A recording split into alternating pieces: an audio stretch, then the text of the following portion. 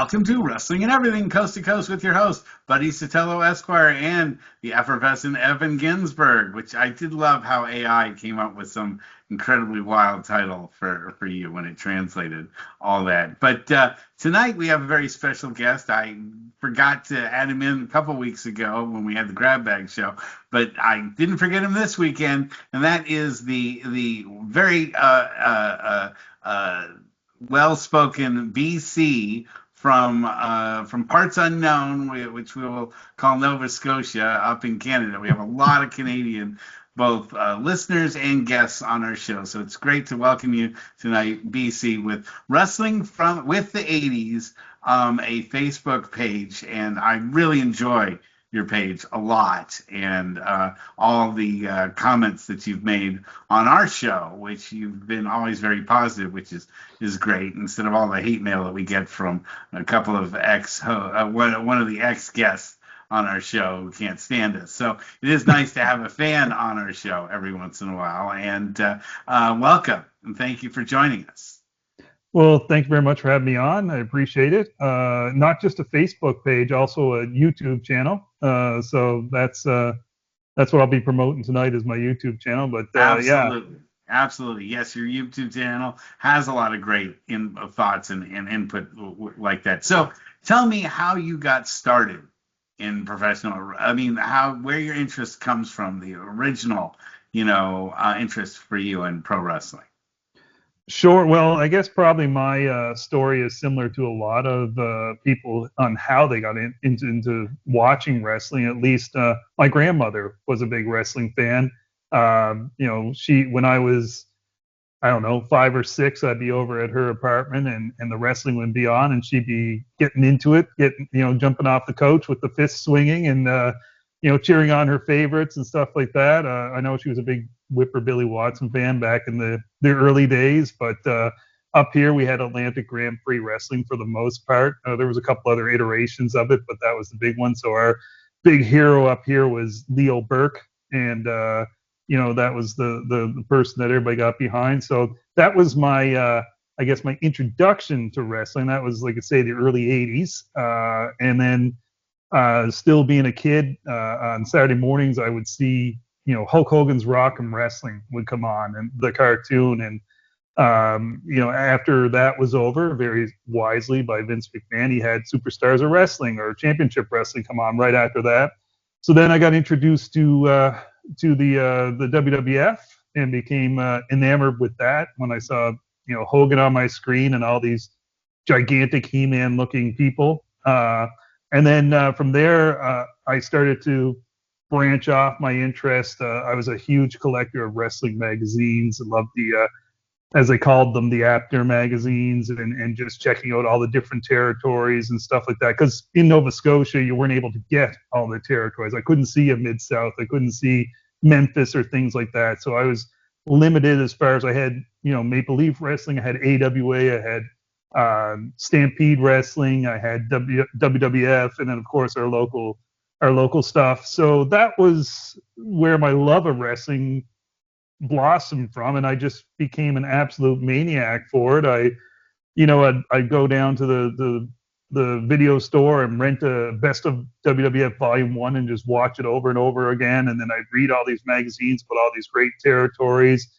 I remember, ironically enough, we were just talking about this off air, but in 1987, I was in Kmart or something like that, and there was a videotape of the War Games, the original War Games for the NWA, and I saw that and I was like, oh my God, this is even better. So from there, it just kept on blossoming, kind of like typically like most people in the early 90s kind of fell away. I was going to college and wasn't watching as much, and then the Attitude Era started up, and that got me reignited for it. And ever since I've been a fan, and leading up to now, where I don't watch the modern product as much. I'll catch some of it, but I'm really more interested in trying to spark a love for the older stuff with both the older fans and younger fans. All right, Evan, do you have a question for our guest? It's a half question, half comment. As a kid, I would watch various territories on TV, like Florida, and California, LA. And as a kid, everybody's 10 feet tall. And 50 years later, I still don't know how good or bad some of these guys actually were, because, I'm watching guys on Florida TV, Missouri Mauler, guys like this. And, so my question would be, when you mention guys like Leo Burke, how good was he? Because, as a kid, you're just in awe of everybody. So I honestly don't have the answer, but what's your take on that? My take for us, Leo Burke was kind of not in size, but he was the Hulk Hogan of the maritime wrestling scene. He was the guy that won all the championships. He was our hero. He was the guy that faced all the villains that were coming in. As far as how good he was great. I'll be honest, when I was younger, I didn't appreciate him as much as I do now, because, as I say, I don't know, I'm 8, 9, 10 years old. You see Hulk Hogan pop on your screen, or you see Paul Orndorff or somebody, versus, the typical territory-looking guy who can't afford the steroids and things like that. You're going to be attracted to the Hulk Hogan and Paul Orndorff or somebody like that.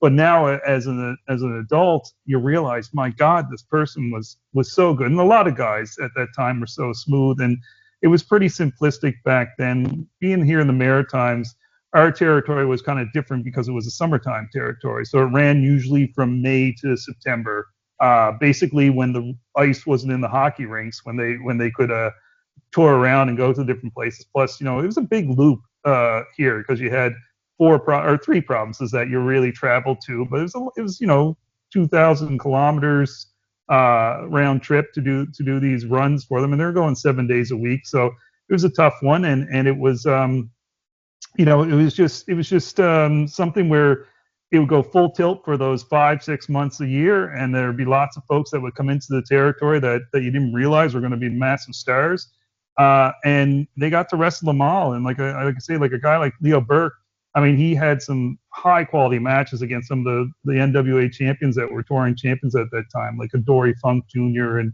Harley Race and Ric Flair at one point. He has a match back from the early 80s against Rick Martel. Is a fantastic match. And he actually had a little bit of a run in Jim Crockett Promotions. He would go down there in the off season. He was known as Tommy Martin down in that area, and he was kind of a preliminary guy. But yeah, he was a fantastic wrestler, and I just grew to appreciate him more and more as the years went on. So just like any of your local stars that don't get the whole national spotlight, you tend to appreciate them as your own. Now, did you ever go to watch any matches in the United States at all? Did you ever come to the U.S. to see any shows?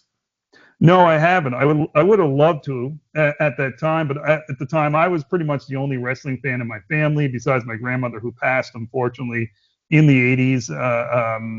My friends weren't big wrestling fans at that time, so I was kind of on my own as far as the lone wolf watching this stuff. So no, I didn't get the chance to. And as the territory system kind of dissolved over the years, that window closed on me. Even getting to see my own territory here, it was difficult, because again, it was just myself, my grandmother that were the fans at the time.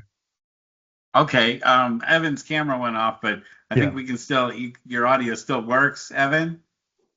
Yeah, but why did the camera suddenly go off? It's technical difficulty. We'll fix it in post. That's what I always say. But it's fine as long as we can hear you, Evan. I think people remember what you look like. There you go. There you go. You're back.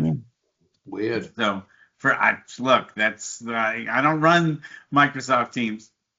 I just use it. So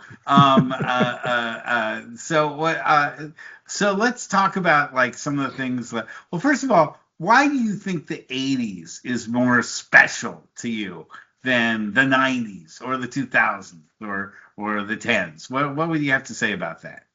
Well, there's always the nostalgia factor, right? It was your first love, it's like the first girlfriend, right? That type of thing. But it's I think there was more of an innocence at that time Well, with the kayfabe for product. sure. Yeah, Kayfabe and was that's still alive. that's what I was going to say too. So there's an innocence. There was the kayfabe aspect. We all knew what the situation was, but everybody chose to ignore that. And Not David Schultz, by the way. yeah, yeah, not David Schultz. Yeah, but yeah, that was the big part of it. It was, we knew there was something not right here, but we just chose to ignore it and enjoy the product. And the biggest thing, and this is my biggest complaint about the modern product, they don't stand there and tell you that it's not real back then. Like that's what I feel now. It's like it's kind of like the wink at you and go, yeah, by the way, this is not real. This is all fake. It's don't worry about it. And whereas back then there was a believability. You watch an interview with an Arn Anderson or an Ole Anderson, or watch them work somebody's arm for an entire match, and you sit there and you go, I don't know, man, that one might be real. So that's what I loved about it. But yeah, it was also discovering the product at that time, and the fact that there was all these amazing territories at the time as well, where you could see a different style of wrestling in different areas. That was the very cool part. It was just, and it was a hot product at the time. Let's be honest, it was everywhere. It was showing up on Saturday Night Live, and it was showing up in cartoons and on music videos, and you pointed out something there that I wanted to kind of work with you on, which is that yes, it showed up. Okay, yes, that's what I loved about 80s wrestling, is that you didn't know where it was going to appear. And when you found it, it felt really special that you saw it, that you saw like Arsenio Hall interview Randy Savage, for example, or when Rick Rude happened to be on Regis and Kathy Lee. These were all like moments that when you saw them, they felt special, as opposed to now where wrestling is so ubiquitous. You see it everywhere. There's nothing special about seeing a wrestler appear in a movie, for example, or to see a wrestler that you watch on a commercial. I mean, heck, you can't get John Cena's voice out of your mind because he's on every commercial pretty much, that we have here in the United States. I don't know in Nova Scotia, but man, John Cena's voice, he's a voiceover now for like 4 or 5 different things. And during Christmas now, that you just hear his voice pretty much everywhere. So it's not, and The Rock being, a huge, a movie draw, and every movie that he's in is everyone goes to see it. It was finding wrestling was something that I found to be part of the excitement of 80s wrestling. How do you feel about that? Oh, I completely agree. I mean, a perfect example I can give you. Here I am. I don't know. I think it was in '87 or something. I would have been 12 years old, and I'm watching the Dolly Parton show because I knew Hulk Hogan was going to be on there, and in the debut of her video, Headlock on Her Heart or whatever it was called. I mean, I would never have watched that otherwise. I'm watching Phil Collins wrestle with the Ultimate Warrior in a video, and it just felt huge. Like you said, Arsenio Hall was another one. He was a big proponent of wrestling. Regis was a huge proponent of it. Seeing the crossover and things like that. And I know I always realized that was part of maybe what ruined it a bit, because we got a little bit too Hollywood eyes as far as it, but it also made it feel epic, and it made it feel huge. And I, watching an episode of the A-Team and seeing Hulk Hogan show up on the A-Team or whatever, it went with the times. It changed with the times, and maybe if a couple other places had been able to keep up with that, we would have had a longer run for some of these territories. But yeah, it just felt big time, and it felt massive, and it was fun. It was really fun, but it wasn't a make fun of you fun. It was just enjoyable for me.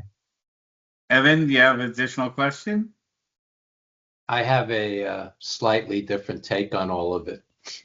I started watching in '74, and I pretty much went to every Madison Square Garden and Nassau Coliseum show for a good 10, 11 years. And I thought heel Roddy Piper was as great as anything I've ever seen. I thought Sergeant Slaughter and the Iron Sheik was amazing. I thought Jimmy Snuka in his prime was incredible.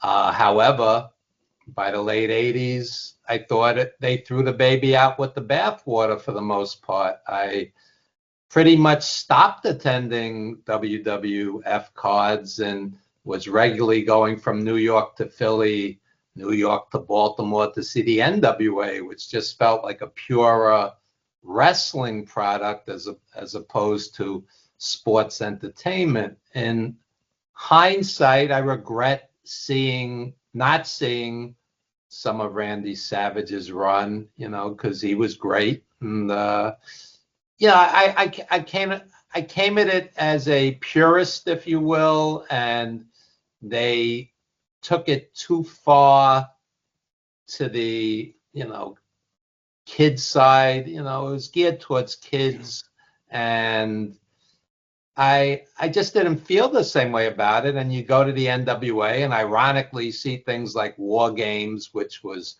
brutal with the Four Horsemen and Dusty and the Road Warriors. They'd all be bleeding, and it was like a brutal battle as opposed to the vanilla, instantly forgettable War Games I watched yesterday on WWE. So, I have great memories of Piper and Orton and, all the guys I mentioned. Slaughter and the Iron Sheik boot camp was incredible.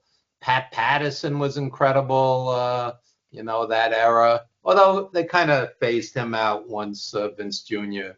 took over. But that late 80s period, WWF, everybody had a gimmick, including Dory Funk and Dusty with the polka dots, and it just didn't appeal to me anywhere near as much, to be honest.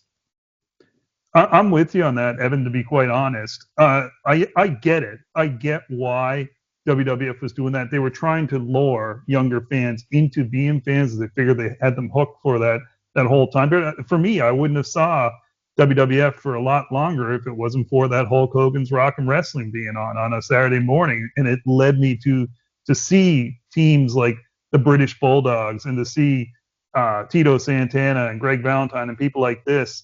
For me, what it did is it got me to realize there's a bigger picture here than what I actually am seeing in my little area here in the Atlantic Canada region. But then it caused me as a fan, because I was insatiable with this stuff, I had to go find more and more and more. And then I realized there's the AWA that I can go look at, Stampede Wrestling, which is completely different from the WWF at the time. It made me go back and look at, okay, what is this WWF? Who are these people that Hulk Hogan's fighting and stuff like that?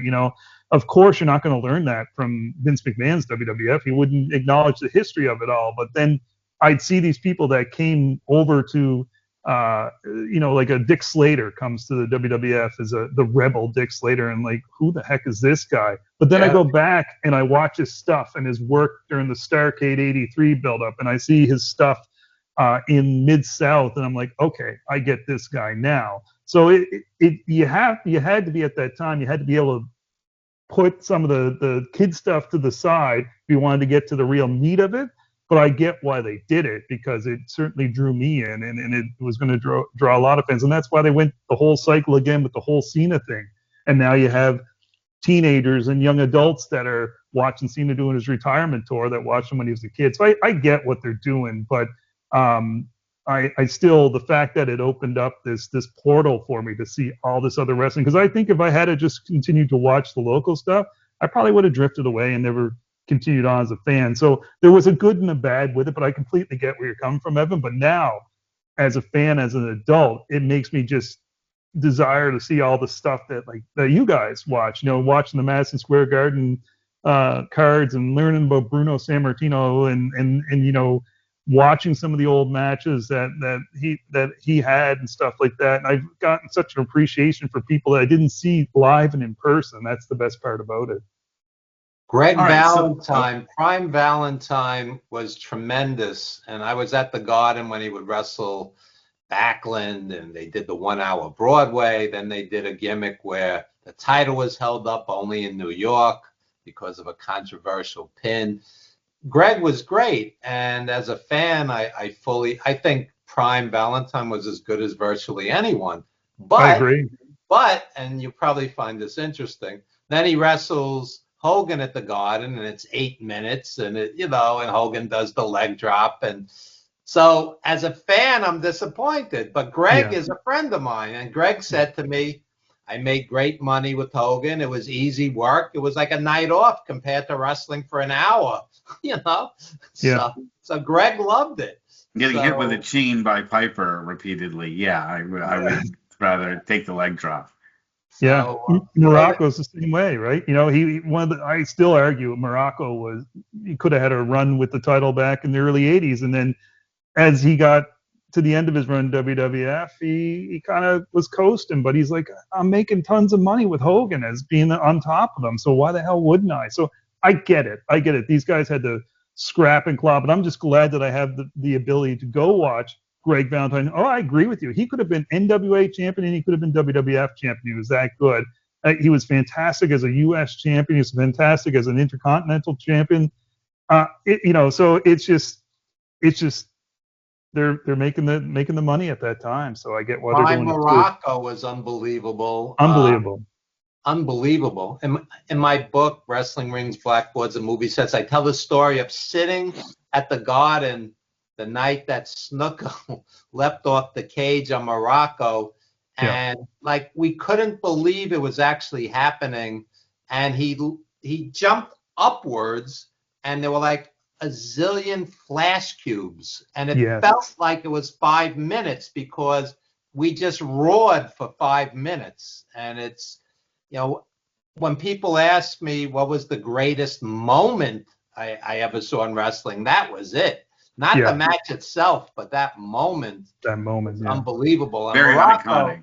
There were nights we were there to see Morocco more so than Backlund. Morocco was amazing, and that's one thing about the '80s. If I can interrupt you here, is that in the '80s there was a lot of things that we saw for the first time in the ring.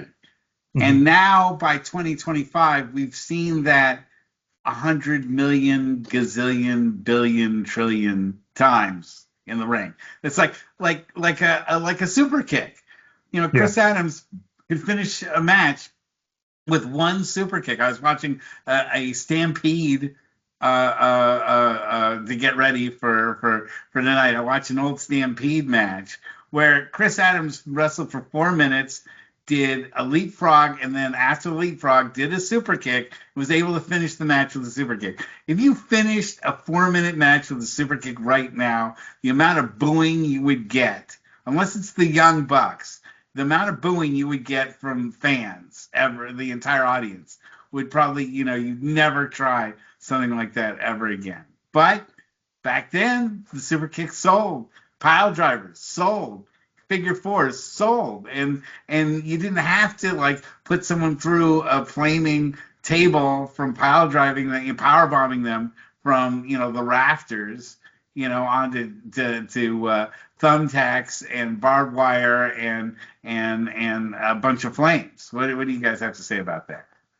Yeah, I mean, I'll agree with you, and I will counter this. I have said this many times on my show.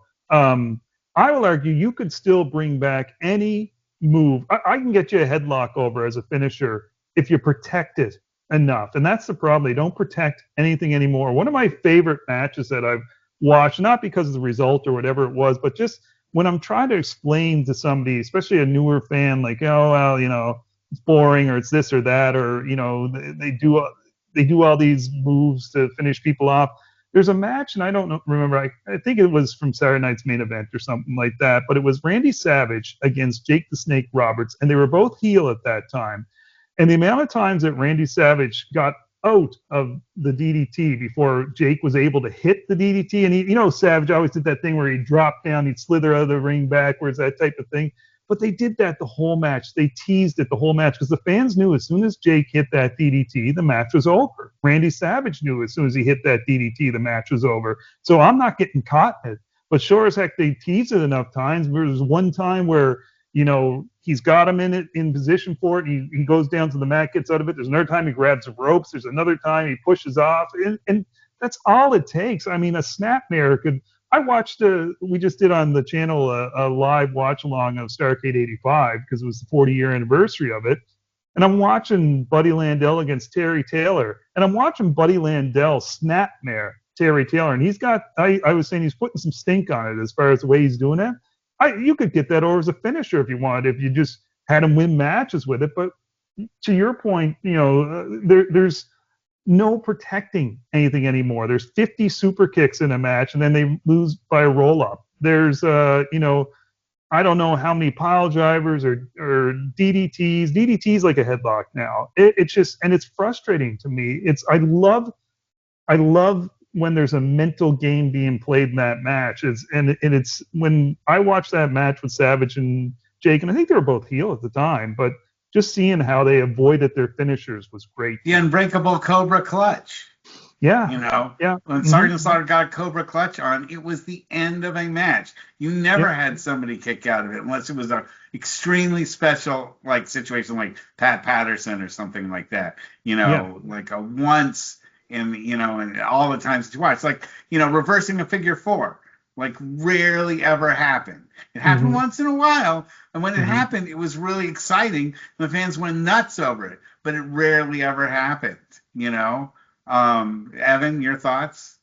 I saw Buddy Landel against Outlaw Ron Bass in Philly, and they had this bloodbath brawl, and it was just an undercard match, and it was better than anything on Survivor Series last night by far. Yeah.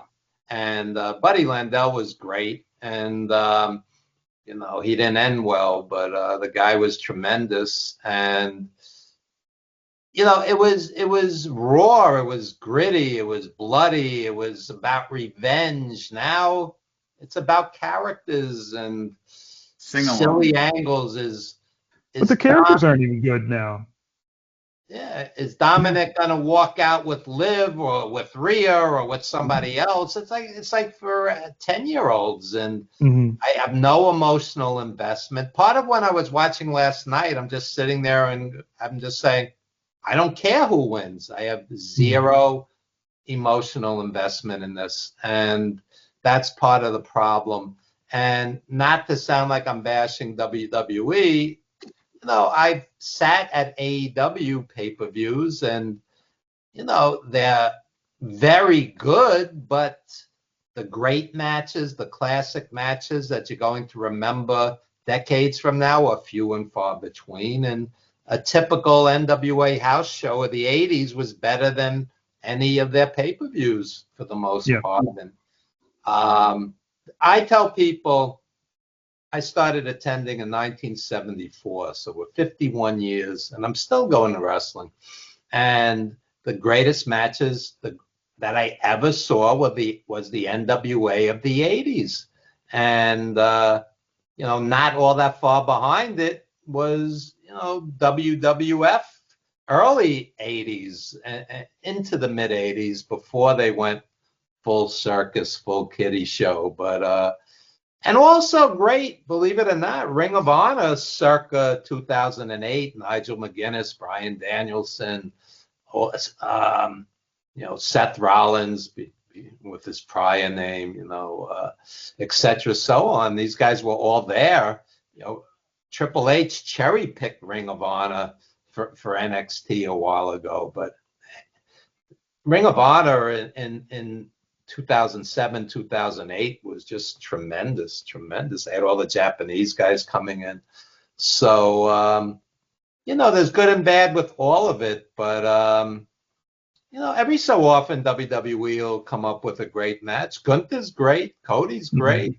They have some great wrestlers, but what I find for the most part today is you have these great talent rosters, but the matches themselves are lacking because it's all about the entrances and the sing-alongs and the commercials and the product placement. It's like the match gets lost in the whole thing. Cena's match yesterday, there's 37 guys running in and out of the ring. You forget there's a match going on. It's lost among all of it. It's kind of disheartening for an old school fan, honestly. Yeah. So, BC, I wanted let's do a survey of the things that you really love about the 80s. So let's start by federation to federation. So what do you think was the best part of the 80s AWA? Ooh. Do you mean as far as the overall product or specific? Yeah, or what you or... liked the most about the AWA in the 80s. So when I started seeing the AWA, it was post Hogan being there, so really it was starting to dip down. But the one thing that really drew my interest into the AWA at that time was a great feud between the Midnight Rockers and the Doug Summers and Buddy Rose. And great. Oh, Buddy Rose, so good. And I, forget. I hate when people are like, "Oh, isn't that fat guy from the Blowaway died?" Like, come on off it. Like, go do some research on these guys. But yeah, that was what was really, for me, that's what drew me to it. And seeing guys like Scott Hall, Curt Hennig at that time, Zbyszko, even though I couldn't stand Zbyszko at the time, which is exactly what a heel is supposed to do. You're supposed to not like the heel. It's funny you're talking, Evan, about the sing-alongs. Like Seth Rollins stand there basking and the fans singing his theme song while he's supposed to be a heel, leading the worst heel faction in the territory, right? But yeah, so for me, the AW at that time, that's what I was watching with that. But it was kind of skidding at that time. But of course, in the early 80s, when you go back and watch now, you see the rise of Hogan, and that's pretty impressive too to watch. And you just sit there and you just do the whole head palm when you see what they could have had, and they just kind of let it slip through their fingers with how Verne handled that whole situation. Bockwinkel was always great, even when he was older. Yes. Yeah. And I want to welcome in Dr. Mike Leno. Thanks for joining us tonight, and say hello to BC from Wrestling from the 80s here. We're just BC, going on. We've talked before. Let me just ask, because I hear that a lot whenever I'm, a couple of times a year on Busted Open or something, or providing them with history. Even their celebrity wrestler co-hosts will refer to a current company like AEW as a territory, which for a true territory guy like me or Evan, for me it just seems weird, because I don't consider, we don't use that terminology now. It's either indies or indies that have reached a global level that are fantastic, like GCW, for example, or MLW, but they're not territories. I don't know. How would we refer to? Would we refer to WWE and AEW as like the bigs, or New Japan, or just strictly as companies, which I think I'm more familiar, just call them companies, because it doesn't seem you don't have any territory limitations. It's more like I guess wordage, which is meaningless. But and as I was going to say, if you guys already talked about, Evan's talking about Bockwinkel. Bockwinkel was in the twilight of his career with a terrific 1-hour match, which was an entire AWA ESPN episode against Curt. Mm-hmm. Yep. Did you guys already talk about that? Yeah, well, we're talking about things that BC loved about the 80s, and I was going kind of by fed to fed. For me, the AWA, the early 80s AWA, was punctuated by the birth of the Road Warriors, and I was such a huge fan of watching them. They never really had great rivalries in the AWA. They didn't really hit that until they left and went to the NWA and started fighting the Russians and the Steiners, the early Steiners, and then moved over to the WWF. But their early appearance in the AWA, they were like a force of nature, and they were like early Mike Tyson.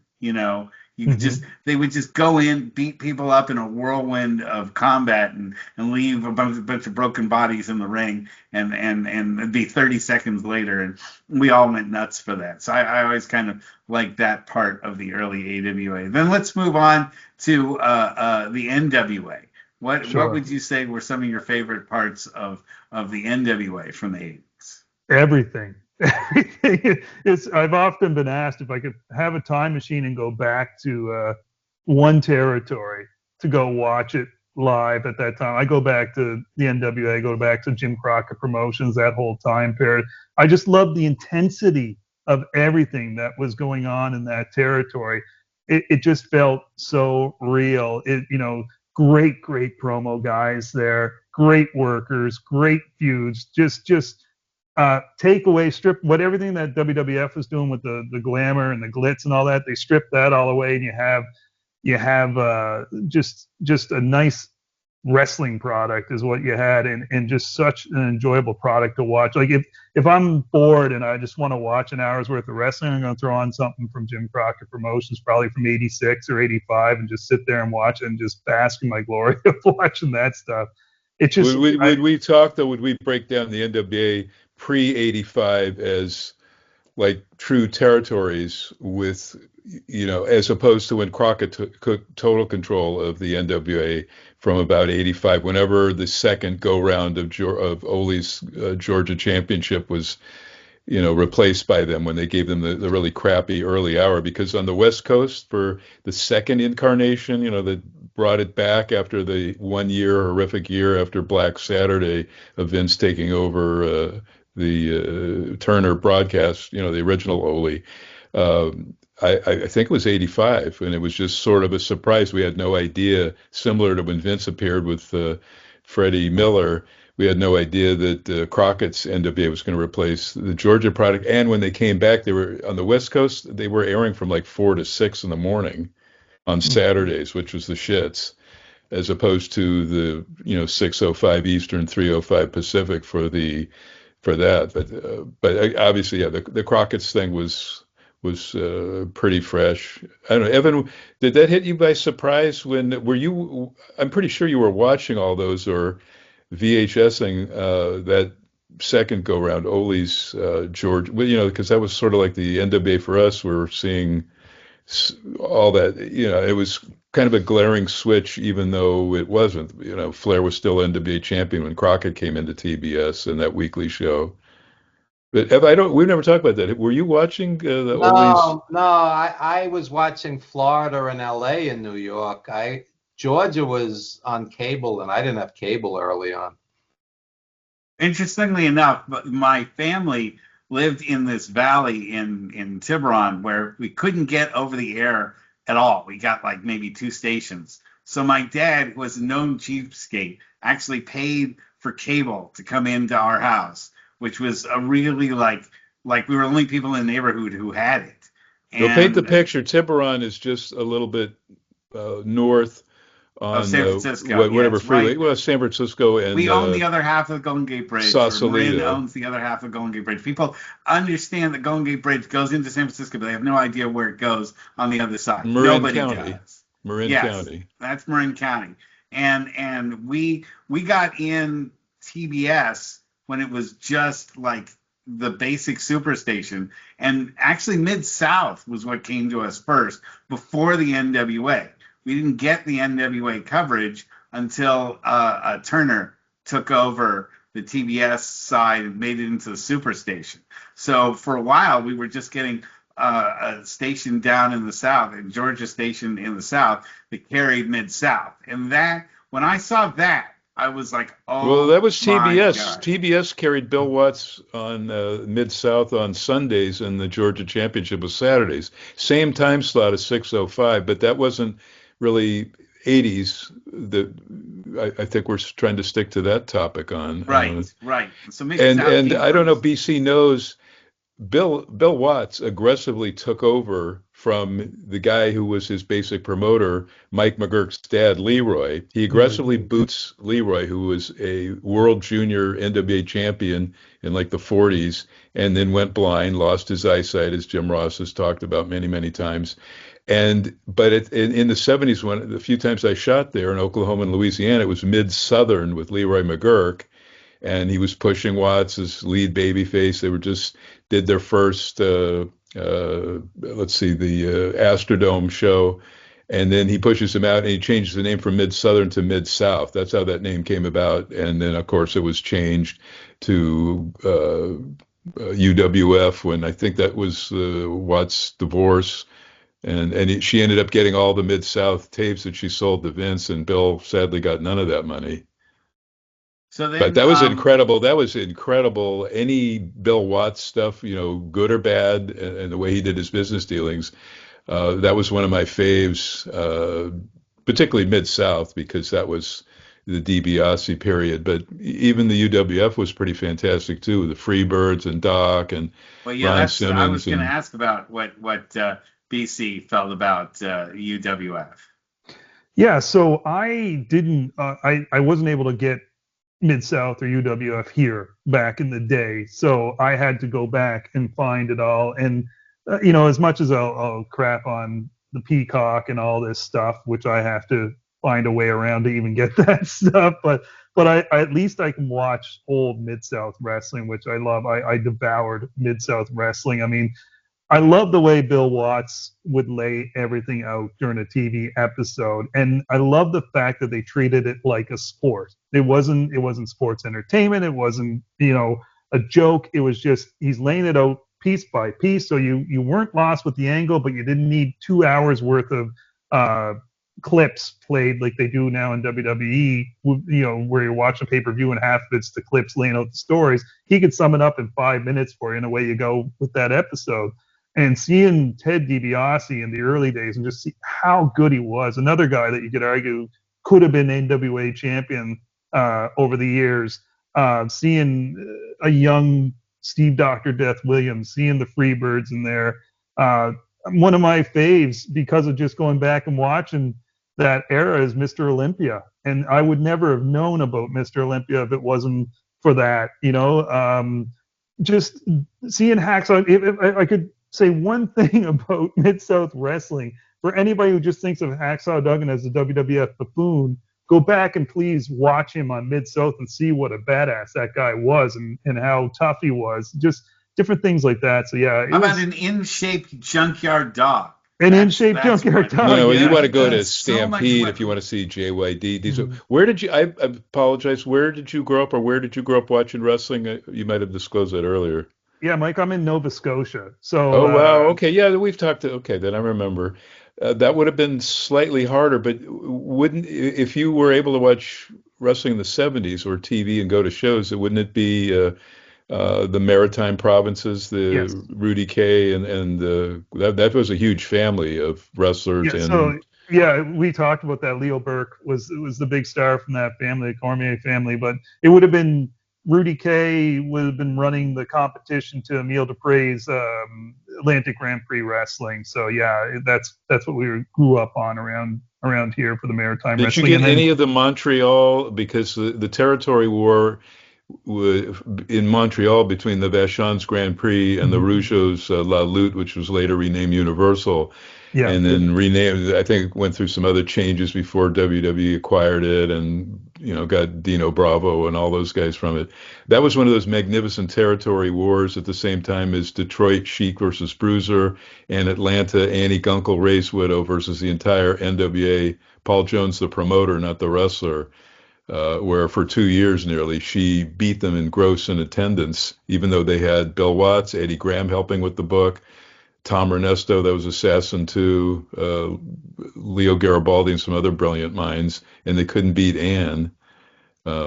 Anyway, but oh wow. So what shows again were you getting in Nova Scotia? You were getting X amount, just maybe not. Were you guys getting, because the Canadian cable system, I don't know if you were getting Georgia Superstation. You must have at some point. We got, I think when we got Superstation was around 1988. So by that time was strictly the the Crockett stuff, right? But we didn't get the Montreal TV, but what we did get is a lot of the spillover feuds that they would kind of come down to Atlantic Canada and have some of their matches, like long before my time, but like down here. They did a run of Andre the Giant against Don Leo Jonathan after they had finished up in the Montreal territory and stuff like that. But we had the Poffos here. We had Randy Savage and Lanny Poffo for an entire summer. They ran the whole circuit, and that was a feud back in 1978. So long before anybody realized who these guys were, but Did you guys get ICW TV? That's a whole nother we did. discussion because it Not, bled well, into actually, the 80s.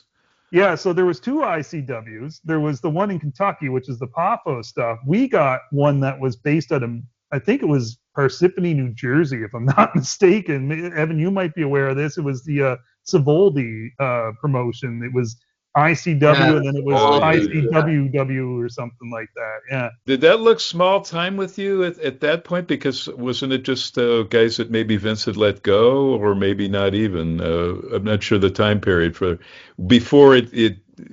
I don't know what happened. It didn't. Mario just simply bought some footage from Fritz and then renamed it IWCCW. It wasn't a true blending of Fritz's world class with, Mario's sort of smallish ICW that gave birth to a lot of people, from Sandman to Tommy Cairo to Tommy Dreamer.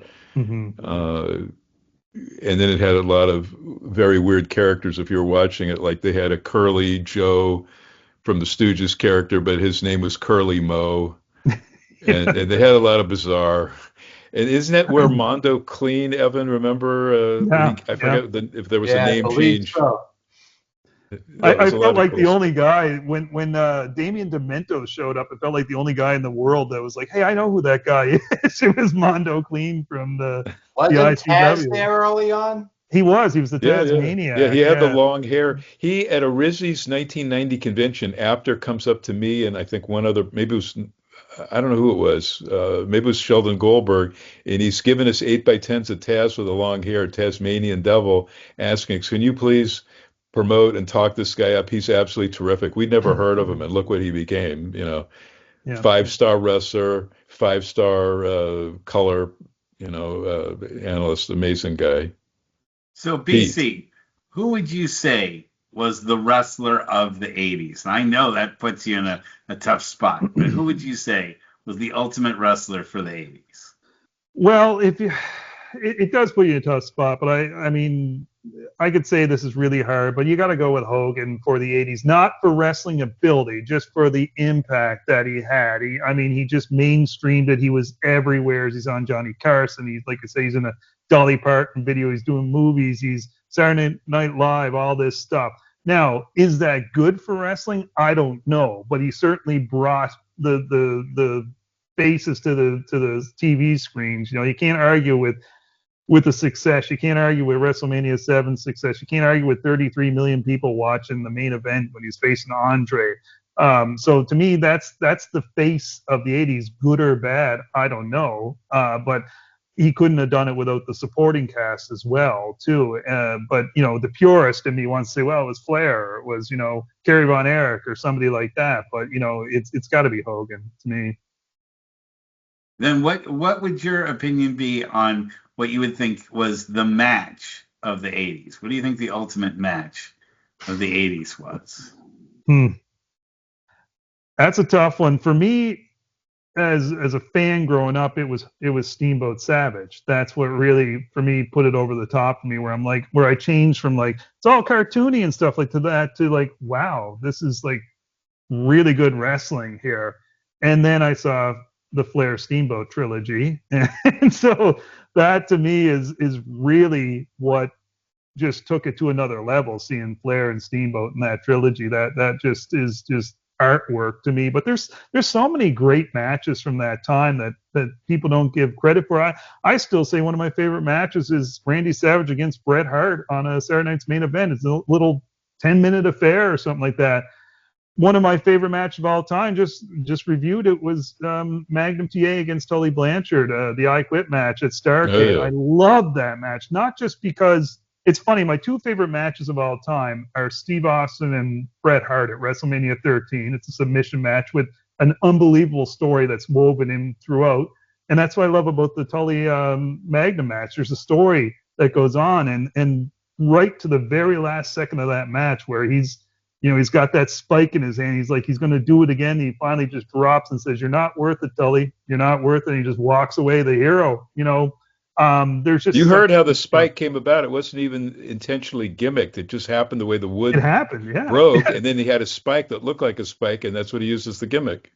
Yeah, could you imagine if somebody had done that last night in that War Games match, smashed up a wooden chair and had some, and it's, I mean, it was this close to his eyeball. Like it's just mad. Those are the magic moments that I love. But yeah, sorry, I kind of veered on there because there's Wait, so did you many guys great talk about last matches. night's thing? Because I know I haven't read Evans, and that's A usually the little first bit. guy I Yeah, go we to. did talk about that. But A let shitty men's, but the women saved it, and then the women's single match, of course, blew chunks. But then obviously Dominic and Cena was a pretty cool highlight with Liv Morgan's facials and what have you. Yeah, That but I have to let's go finish see. off with BC here. We only have a few more minutes. So I Okay. wanted to get a couple more thoughts in on like so you were saying that you're finishing off with the Tully Blanchard versus Magnum TA. Yeah, you definitely a lot of lost potential in Magnum TA. Oh. Evan, what was your thought for the match of the 80s? The greatest match I ever saw live was Flair and Steamboat at the Meadowlands. They did about 35 minutes, and it was art. And the funny thing is, the older Mid-Atlantic fans said they were having better matches than that 10 years earlier. Can you imagine? I mean, my nominee, my favorite match was any of the ones that you have between Tiger Mask and the Dynamite Kid. Yeah, those got into that also. Yeah. I wish they had performed any of those matches in the Bay Area. They did not, and I wish I could have seen those live. Those are, you look at them back now, and they are jaw-droppingly good. They're still the preciseness, the impact, the chain moves that they're able to put together, the story they tell in the ring without any real, like, there's no storyline between Dynamite Kid and Tiger Mask. You don't have, like, you know, It was the rivalry. It was just their rivalry that yeah, they it was had just, to just continue. flat out in the ring rivalry. There was no girlfriends involved, or you know, there was no charm bracelet, or you know, yeah, you know, they didn't need to have anything else. There was no even promos that they would have against each other. They just got in the ring. Well, they only and had got one going. U.S. match. They only had one U.S. match, and Evan was there for it at Madison Square Garden. Yeah, I know, but when I look back at them It was all on New Japan. videotape, It was fantastic, and a lot of their matches were in the 70s too, you know, from 78, 79 on. But Eddie Gilbert did work with Satoru Sayama, the original Best Tiger Mask, and I think it was Boston Garden, one of those venues, maybe Cap Center or Philly Spectrum, but that was pretty amazing too, that Eddie could even go with him. Yeah, so, and that also makes me ask you, who do you feel was the ultimate tag team for the 80s? Well, I'll answer this two ways. The tag team that made me love tag team wrestling was the British Bulldogs, and I know they had such a short run in the WWF, a short quality run, I'll say, because of Dynamite's injuries and stuff like that, and they were gassed to the hilt at that point. But you know, Hogan got me there with seeing him on Saturday morning. But then when I watched the Bulldogs, I'm like, holy crap, these guys are unbelievable. I love this. And then them against the Hart Foundation was just poetry. But the tag team to me that defines the 80s, I might get crap for this, but probably not. It's the Midnight Express. I mean, Absolutely. to me, the greatest. Mm-hmm. Which iteration? Here's funny. Yeah, so anything with Cornette involved, obviously, but as a younger fan, I would have said Stan and Bobby, but to me, going back and watching it, it's got to be Dennis and Bobby. I friggin' love Dennis Condrey's work. He's just so good.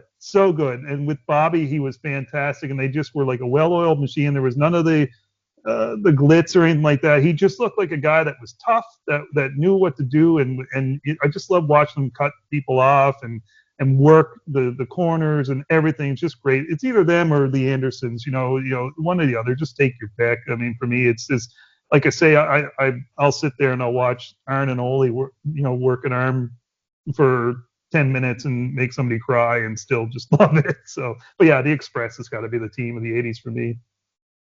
And then who do you think was like maybe the one that you thought had the most potential but didn't get the kind of push that he should deserve from the 80s? Just like an individual?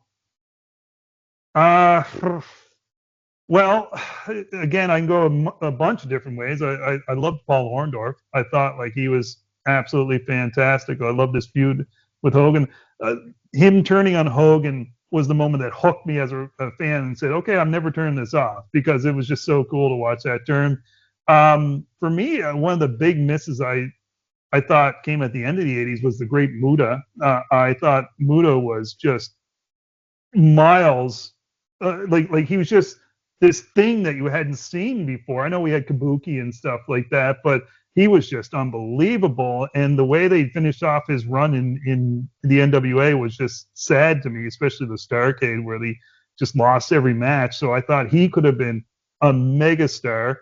You talk about a guy like Buddy Landau. Like, look at that running. But for me, the most disappointing is Magnum. I mean, he's my top video that I have on my channel is talking about the what if of Magnum TA. I love doing the what ifs, and that's the one. Like, what would have happened if Magnum TA didn't have that accident? You could argue too. David Von Erich is another one.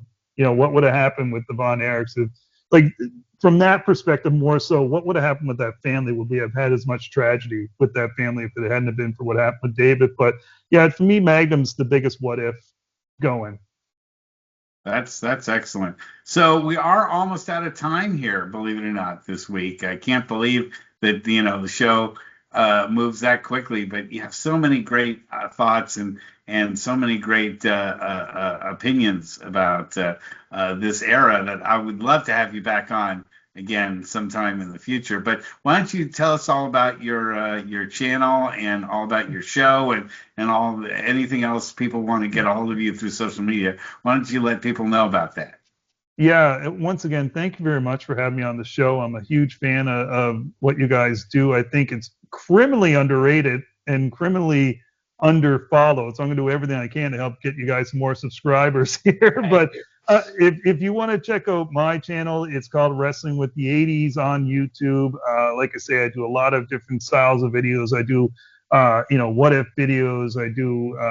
I just started doing watch-alongs. We talk the territories. It's one of my favorite things to do is talk the territories. Love to have you guys on sometime to talk some of that stuff. As I've always said, when you've run out of every possible guest that you can think of, I'm available for podcasting.